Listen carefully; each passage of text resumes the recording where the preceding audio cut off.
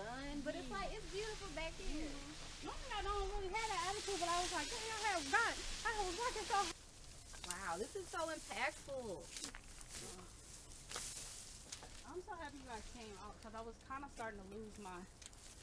Growing up, Black Muslims weren't a huge topic of discussion. Sure, I learned about Malcolm X, Muhammad Ali, and Kareem Abdul-Jabbar, no thanks to the Oregon school system. But where were Black Muslims featured prominently in the Oregon story? More often than not, I had to go about finding out those answers for myself. During my time working at the Scanner, one of Portland's historically Black newspapers, an interview that sticks with me the most was with Nikki Brown, a recent Nation of Islam convert at the time.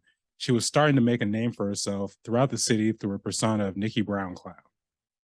Beyond the novelty, I was genuinely struck by Nikki's commitment to serving the people and both promoting and preserving Black history.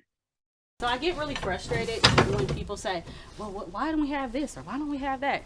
Just go do it. So basically, the way that I run is if I see something, I think, oh, somebody should do something about this. This is 2 blocks from our house. I would think like, ooh, I would peek in here and I see the mattresses and see the stuff. And I'd be like, oh, somebody need to do something about that. Then I was like, okay, let me be quiet because somebody might just need to be me. So, over the years that I've lived here, I've noticed that Portland is a huge hub and a welcoming station for just transplants from all cultures and races and backgrounds, and it's just definitely a place to come and be yourself. But in particularly, people just don't understand how important it is to preserve our history as Black Portlanders, because as people come here, they see the whiteness, and so they assume that we do not have or we had not had. For me, being a Black Portlander, I can't unsee the landmarks that used to be here. The reach of the Nikki Brown Clown character has only grown since our initial interview. So much so that she was still being booked regularly to do shows throughout the Portland metro area, despite temporarily moving to Sacramento for a few years. After moving back to Portland, she took on a role of first reviving and now caretaking the Emerson Street Garden in her neighborhood.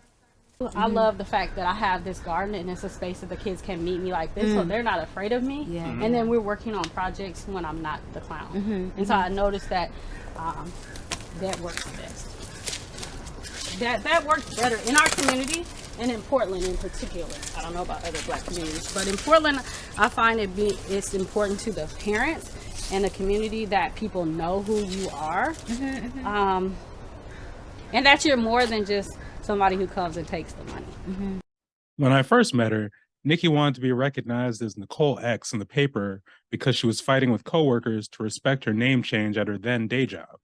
As I, fought to ask you to write in the paper that my name is Nicole X, I now have this name that I went through this shift of saying, okay, I no longer have to fight to prove that, oh, this is what a Muslim is, and this has to go before me, especially after, clowning at multiple Nation of Islam annual events. I realized that just come up with a good clown name and do my work, and that's it. Because there's tons of Muslim brands that we consume on a regular basis, and we don't know the origin of what that person practices. And so I just realized that being a good Muslim is just pretty much one that submits to God. And so if I'm doing that, then my work will speak to it, and that's what people see. So now I notice that when I go into the paper, I remember the Oregonian coming up to me and saying, okay, what's your name? And it's just Nikki Brown. So it's just Nikki Brown. Nikki was drawn to the Nation of Islam by its reputation for community outreach and the opportunity it provided for her to personally dive into Black history. This reflects in the various roles she plays in addition to performing as Nikki Brown Clown and caretaking the Emerson Street Garden.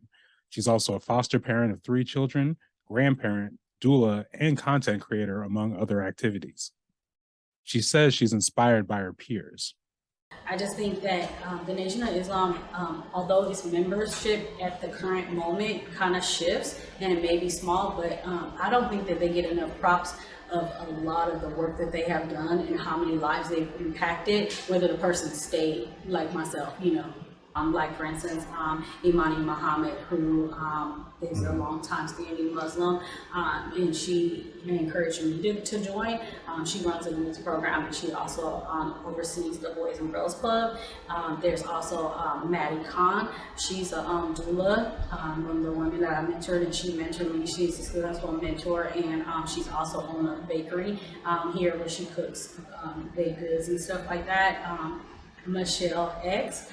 She works for BPI, their birthing program, and she's also a certified doula. So these women, if you know what you're looking for, you'll see them, but they don't have to be like on the corner with the final call. So we're here. We're just doing the work. Measuring herself up to some of these women made Nikki unsure about embracing her clown character at first. So it was only fitting that she solidified her sense of purpose at the Nation of Islam's Savior's Day. You know, I had tinkered with being a clown, you know, years and years before I even came against the Nation of Islam, but it was about 2011 that I was like, okay, I'm good. I really want to do this. But I stumbled through, so I recited, we took my ex and, you know, accepted that my name was Nicole X, and that I was kind of on the side on the weekends doing my little clown gig. And but 2013, that's when I went and you know, took the workshop with Rose Festival, and then I got really good. That's how I learned how to do the technical part of the makeup and everything. But I still felt really weird because I actually held a position at the mosque where, you know, I was highly regarded. You know, I had a lot of responsibilities, you know, secretarial work, you know, training of women, cooking and sewing, and different events that we had at the mosque. And then I had my full-time job and 3 children. So I was just like, I looked at some of these other phenomenal women, like, for instance, like I said, Imani Muhammad, who, you know, she's out here doing all this activism and this and that and the other. And I thought, okay, I'm over here just clowning around like this, like, you know, maybe that's why I started to take a doula class. I was like, okay, I need to get serious, because when we think of, well, when I think of activism, I'm thinking, oh, I'm gonna be out there protesting, or it needs to look this way. But part of the problem that I had a personal conversation with once I got the personal invite to the annual Savior's Day for the Nation of Islam in Chicago was that there's a children's village. In any activism, there's children. But the children still, in our fight to justice, the children still deserve magic. The children still deserve fun and freedom, and that, who's doing that? Why the other people on the front line? So although I personally don't march, and I'm not standing on the corner, you know, selling final calls, when I got the invite and when it got word that national, when I would go to the national Chicago event, I also was a secretary, which is, you know, checking people in, registration, collecting charity, various other kind of things. It got around that, oh, that's that clown lady, that's the clown lady. And when I stumbled in my white uniform, the signature Muslim white uniform, I stumbled into the children's village. My eyes were like, wow, this is where I want to be at. While everyone else was going to workshops on how to dismantle, you know, racism or whatever, so white supremacy, I was like, no, I want to be in here. And I said, I don't know if I should be doing this. Is this okay? Because, you know, mostly people would say Muslim women don't wear makeup, they don't show their hair and all this other stuff. And you're like, you're a performer, you know, you're a performer. So, you know, you're a children's entertainer. We need that, sis. We need that, and it's okay. Now, Nikki Brown Clown is a role she fully embraces. And it took me a while to realize that I am just like that Minnie Mouse, that Mickey Mouse. And people want to be in close proximity. And this is where the difference between me and Minnie Mouse or Mickey Mouse or SpongeBob or whatever, so is that, you know, I'm a Black person, I'm a human, and I look like the child that wants to stand next to me to take a picture. And so that's where they want to get close, and that I'm obtainable, because everybody else is on TV. You have to visit Disneyland, and you have to chase around, you have to pay this ticket and go there, but I'm right here at your school. I'm on MLK with you, or I'm at your church, or I'm at this event. And so I realized that this is the first time that some Black children will be able to experience an icon next to them, you know, and with ease, because it's not like I have come with security. make that shit. But that's when I realized that to stand next to my character, I should say, Nikki Brown Cloud, is that, oh, I got to stand there, and maybe that could be me, and that's my friend. And then we've always done that, whether you stand next to your star. But for Black children, Black children rarely get to experience that, because even if you're experiencing some of the characters I named off, those are not humans. There's something strange about that we've had.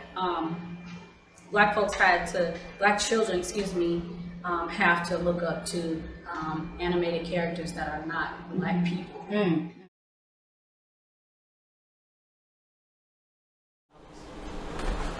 And that's it.